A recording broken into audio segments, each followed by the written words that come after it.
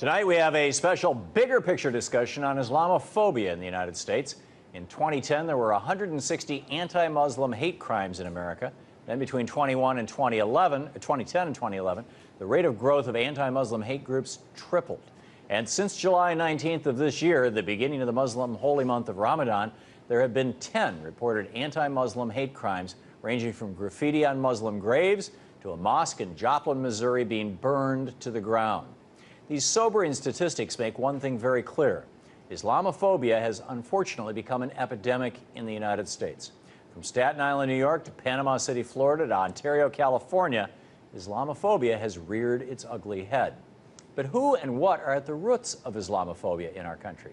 And what can we do as a nation and as Americans to root out the ignorance and intolerance and to embrace Muslims as Americans and embrace Islam as another mainstream religion? Before I bring in tonight's panel, I want to start with the story of a Muslim American who has experienced firsthand the horrifying effects of Islamophobia. Just days after the attacks on 9/11, America was filled with feelings: sadness, disbelief, horror, but also running deep in the minds of some Americans was hatred. Hatred for anyone who looked like a Muslim.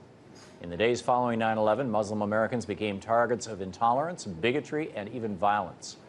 One man who knows all about this is Race Bhuiyan, a Muslim American who was the victim of a hate crime just 10 days after 9/11.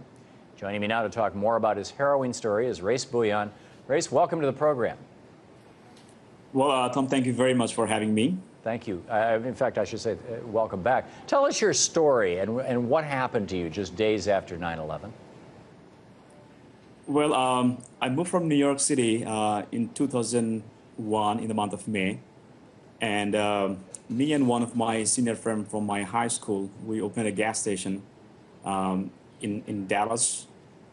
And after 9/11, it was September 21st, 2001.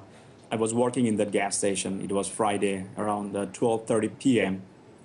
A customer walked inside the gas station wearing bandana, sunglasses, baseball cap, and holding a double-barrel shotgun. So from my previous robbery experience, I thought there would be another robbery. But once he came inside, he was not looking at the cash, which I offered, and he was looking at me, and then he asked me, "Where are you from?" I was very scared, and I could feel a cold airflow through my spine, that he is not here for the money. And I was confused at why he was asking me where I was from. So I said, "Excuse me." And as soon as I spoke, I felt the sensation of millions of beads stinging my face, and then I heard an explosion. I wasn't sure he shot me.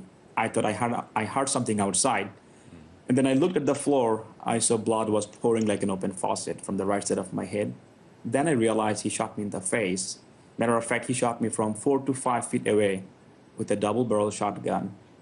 And I felt that I was dying that day. I kept praying to God. I was crying. And I thought, that's the end of my life. So I thought I have to do something so that he doesn't shoot me again. So I jumped on the floor and I pretended I was dying. And after a few seconds, the gunman left the store. Yeah. And this was Mark Stroman, right?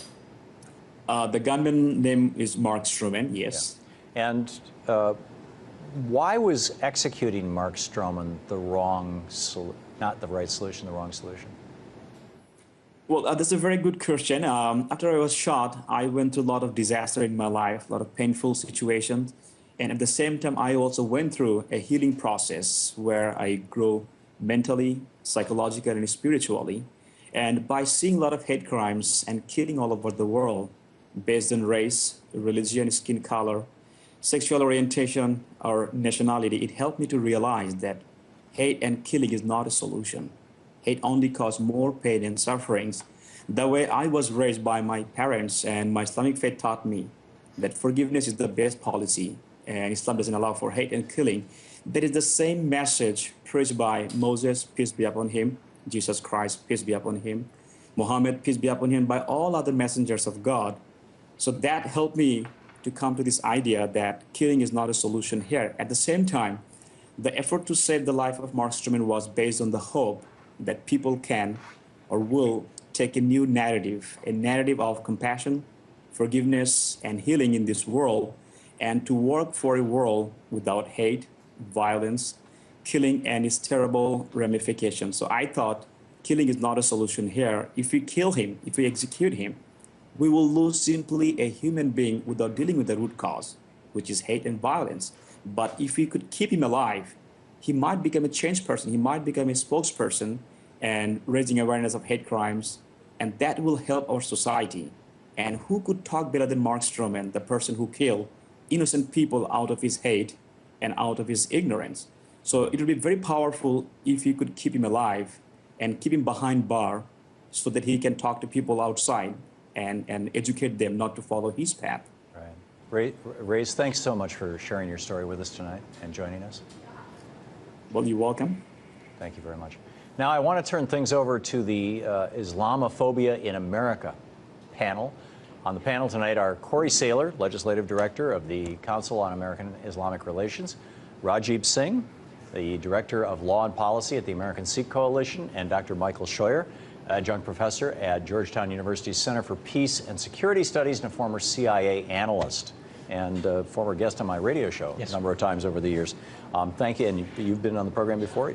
You're new to us. Thank you for joining us. You've been? Been here, not with you though. Okay. Anyway, thank you very much. Let's first. I want to start out with a clip from a major motion picture that Glenn Beck is making that I think kind of sets the stage for this. This is from a movie that he's called The Project, based on the Muslim Brotherhood taking over the U.S. The Project is a document that was recovered after 9/11. The Project, a plan to infiltrate and defeat the West. This has happened in history. In fact, it's happened in recent history. Alja Hiss, former high state departmental official, is branded a communist spy by an American jury. Today, it has happened again. The United States government has been infiltrated as the project is implemented. They use political influence operations. They use propaganda. He said at one phase we're supposed to be nice. At a second phase we might be defensive. But in the third phase, all-out war is necessary. At the core of the project is civilization jihad. So this rhetoric, first of all, Corey, thoughts on the reality of this? I mean, is this just a fantasy, or is there something nasty going on? It's an unfortunate rebirth of a movement that's old to the United States. If you went back a few years, it was the Catholics that were conducting operations to take over the United States. Before that, Japanese Americans. Mormons have been accused of it. It just happens to be that we're the hated minority of the day, and therefore now the allegations are going to fall to us. But the reality in all these cases in the past, just like it is today, is it's an absolutely false allegation.